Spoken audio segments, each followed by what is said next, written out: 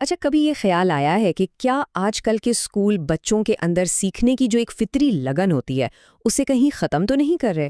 آج ہم اسی سوال کے اندر اتریں گے اور سیکھنے کو ایک بالکل ہی الگ، ایک نئے زاویے سے دیکھیں گے۔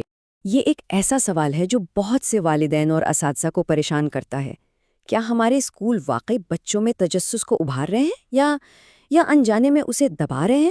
چلیں ذرا اس پر گہرائی سے بات کرتے ہیں۔ دیکھیں، کئی ماہرین تعلیم کا ماننا ہے کہ جو ہمارا روایتی تعلیمی نظام ہے نا، اس میں ایک بحران ہے۔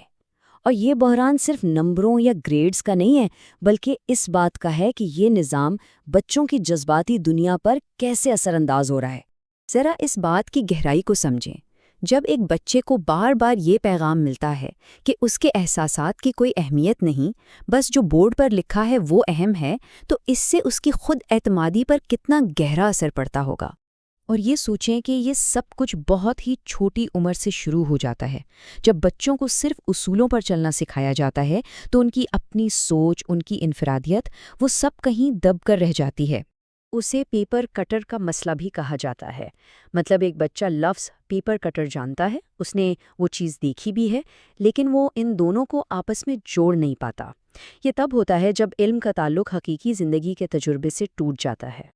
تو اگر روایتی نظام میں یہ سارے مسائل ہیں تو پھر اس کا حل کیا ہے؟ آئیے اب ایک متبادل فلسفے پر نظر ڈالتے ہیں جسے فطری تعلیم یا ریئل ایجوکیشن کہا جاتا ہے۔ فطری تعلیم کا جو بنیادی خیال ہے نا، وہ یہ ہے کہ سیکھنا کوئی ایسی چیز نہیں جو باہر سے بچے پر تھوپی جائے، بلکہ یہ ایک اندرونی صلاحیت ہے جسے بس نکھارنے کی ضرورت ہے۔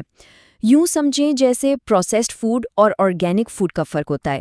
ایک چیز قدرتی طور پر پروان چڑھتی ہے اور دوسری مصنوعی طور پر تیار کی جاتی ہے، اور ان دونوں طریقوں میں زمین آسمان کا فرق ہے۔ ایک طرف دیکھیں تو کتابی علم اور رٹے پر زور ہے، اور دوسری طرف زندگی کے تجربات اور بچے کی جذباتی حالت کو اہمیت دی جاتی ہے۔ ایک صرف حکم ماننا سکھاتا ہے، جبکہ دوسرا خود مختاری اور اعتماد کو بڑھاتا ہے۔ تو یہ فلسفہ اصل زندگی میں کیسا لگتا ہے؟ چلیں دیکھتے ہیں کہ کس طرح پوری دنیا ہی ایک کلاس روم بن سکتی ہے۔ مثال کے طور پر ایک عام سے سیب کو ہی لے لیں۔ اس کا رنگ کیسا ہے، اس کی ساخت، اس کا ذائقہ کھٹا ہے یا میٹھا، یہاں تک کہ کھانے سے پہلے اسے دھونے کا عمل، یہ سب کچھ سیکھنے کے زبردست مواقع ہیں۔ یہ تو سائنس، حسیات اور صحت و صفائی کا ایک مکمل سبق ہے۔ یا پھر سوچیں کہ کسی اینٹوں کے بھٹے پر جایا جائے، وہاں بچے گرمی، مختلف مواد اور تعمیر کے پورے عمل کو صرف کتابوں میں نہیں پڑھتے، بلکہ اپنی آنکھوں سے دیکھتے اور خود محسوس کرتے ہیں۔ ایسا علم گہرا بھی ہوتا ہے اور ہمیشہ یاد بھی رہتا ہے۔ اور تو اور ایک سادہ سا سوچ کا کھیل بھی، جہاں بچے روزمرہ کی چیزوں کے درمیان نئے نئے تعلقات بناتے ہیں، وہ ان میں تنقیدی سوچ کی بنیاد رکھتا ہے۔ یہ انہیں روایتی سوچ سے ہٹ کر کچھ نیا سوچنا سکھاتا ہے۔ اب اس پورے ماڈل میں والدین کا کردار بہت اہم ہے اور یہ بدل جاتا ہے۔ وہ ایک استاد سے زیادہ ایک گائیڈ، ایک رہنما بن جاتے ہیں، جو علم تھوپتے نہیں بلکہ بچے کے ساتھ مل کر اس دنیا کو دریافت کرتے ہیں۔ اور یہ جو رشتہ ہے یہ 4 ستونوں پر کھڑا ہوتا ہے۔ پہلا، اعتماد، دوسرا، کھلی بات چیت، تیسرا، جذباتی تحفظ کی ضمانت، اور چوتھا، بچے کی خود مختاری کا احترام۔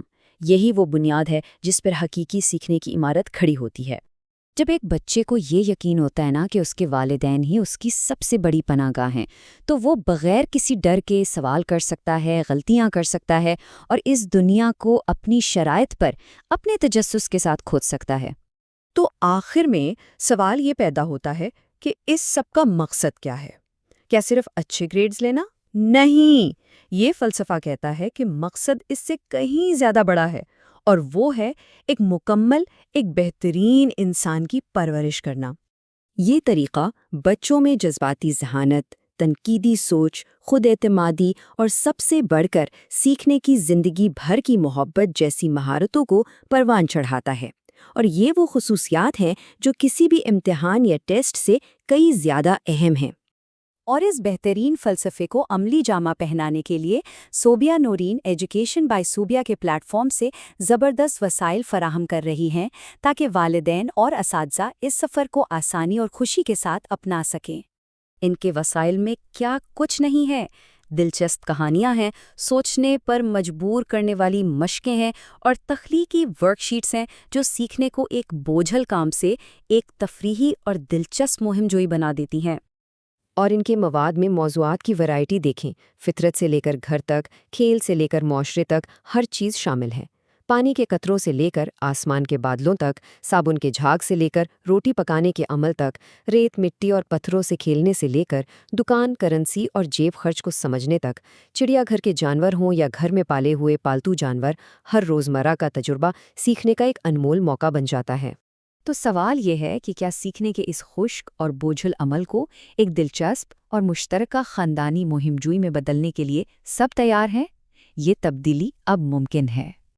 اگر اس بارے میں مزید جاننا ہو یا یہ شاندار وسائل حاصل کرنے ہوں تو آپ ان تفصیلات پر ایجوکیشن بائی صوبیہ سے رابطہ کر سکتے ہیں۔ اپنے سوالات، تبصرے یا کسی بھی قسم کے وسائل کی ضرورت کے بارے میں نیچے کامنٹس میں ضرور بتائیں۔ اور آخر میں ہمیں خود سے بس یہ ایک سوال پوچھنا ہے، کیا ہم اپنے بچوں کو صرف ٹیسٹ اور امتحان کے لیے تیار کر رہے ہیں یا پھر انہیں آنے والی زندگی کے لیے تیار کر رہے ہیں؟ اس کا جواب ہی ہماری ترجیحات کو واضح کرے گا۔ اس پر ضرور سوچیے گا۔